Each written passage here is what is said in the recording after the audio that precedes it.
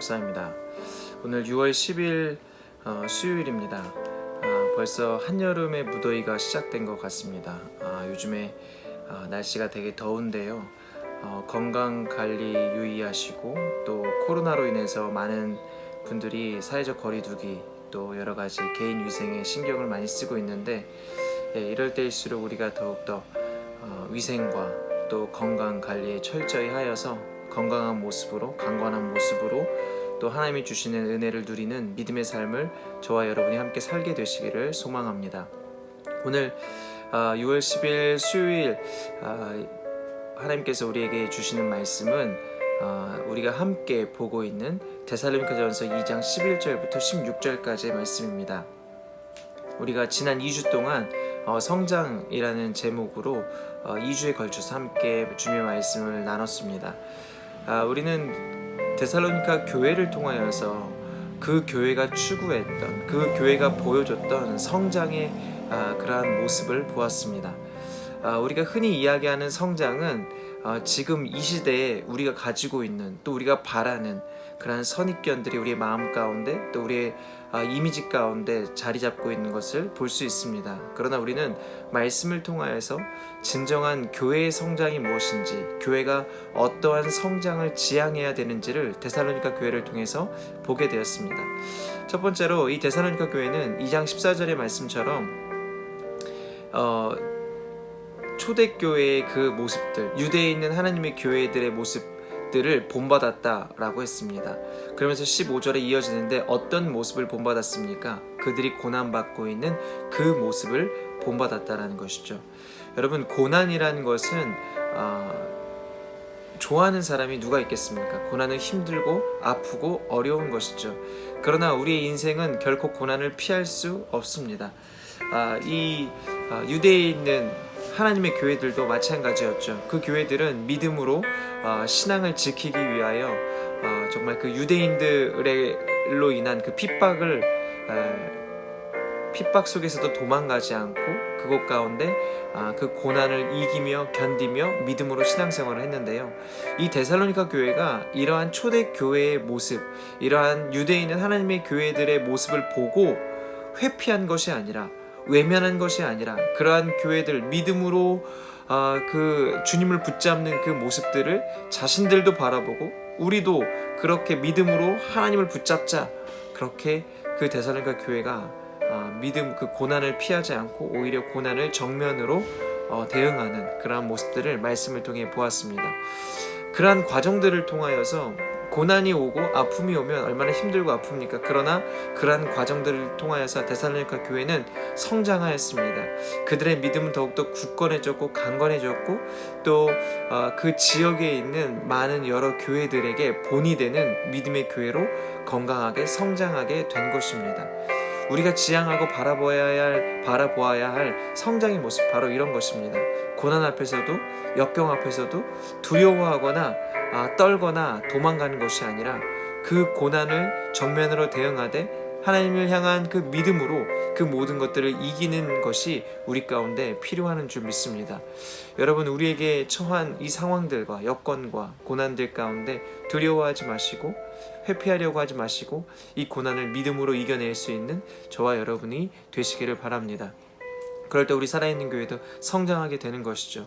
여러분, 비온 뒤에 땅이 더 굳건해지지 않습니까? 마찬가지로 이러한 어려움들, 이러한 개척의 시기 너무나 어렵고 힘들지만 특별히 코로나로 인해서 함께 모이기가 어려운 그런 상황 가운데 우리가 더욱더 굳건하게 믿음으로 나아가 정말 우리의 주권이 하나님께 있음을 고백하며 또 우리의 삶이 정말 주님만을 바라볼 수 있는 믿음의 삶이 되어지기를 간절히 바랍니다.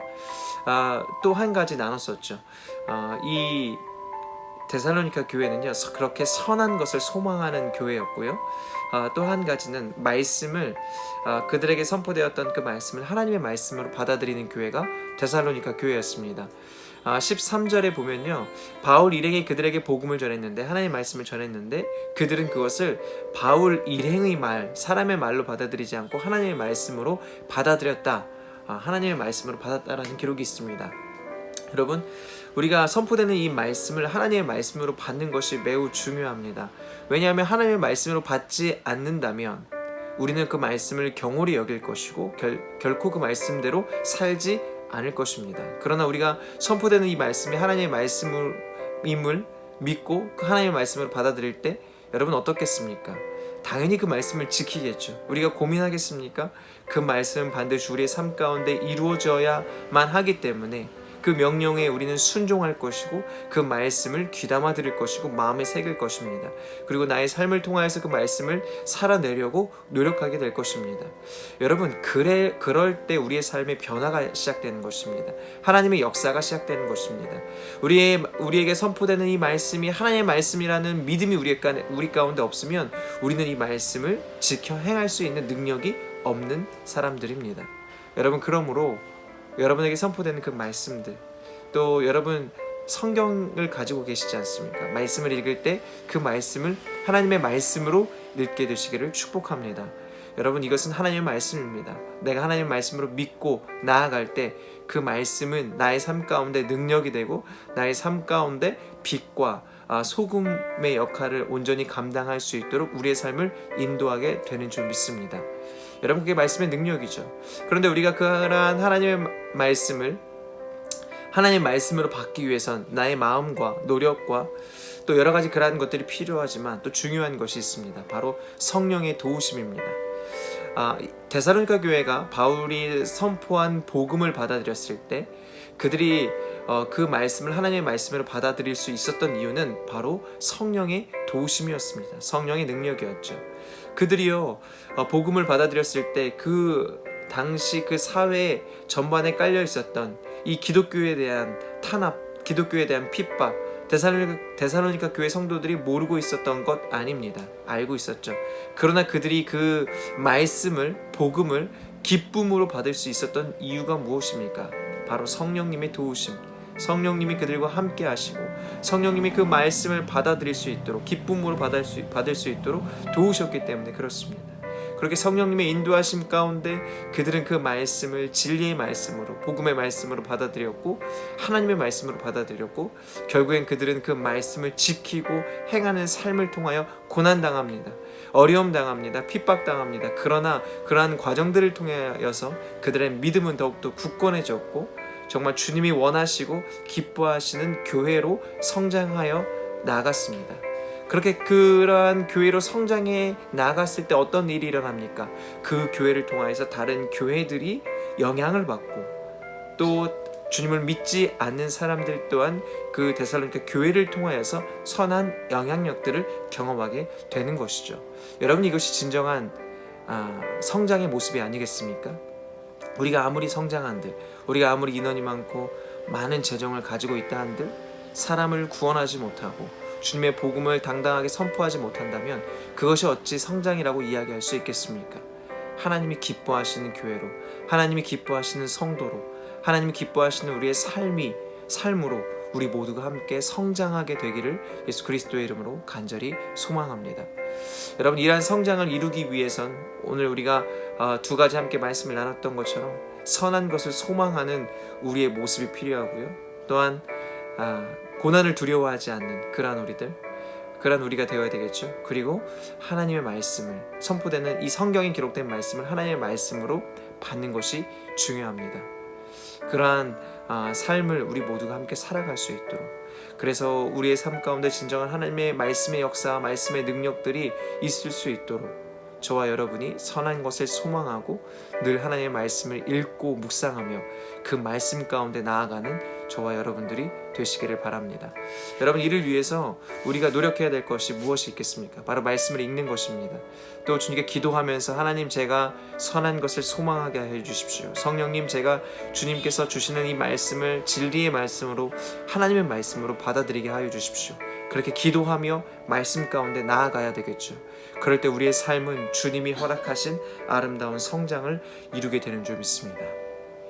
제가 기도하고 함께 계속해서 이어서 기도하겠습니다. 하나님, 제가 성장하고 싶습니다. 우리 교회가 성장하고 싶습니다. 어떻게 해야 합니까?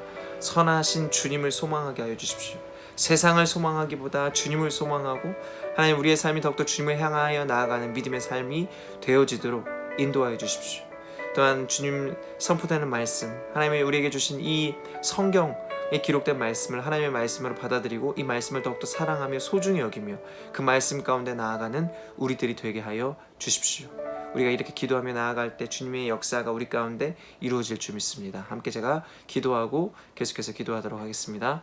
하나님 감사합니다. 오늘도 우리에게 귀한 이 하루를 허락하여 주시고 하나님 오늘 하루를 살아가면서 또 주님의 말씀 앞에 서게 하시니 감사합니다.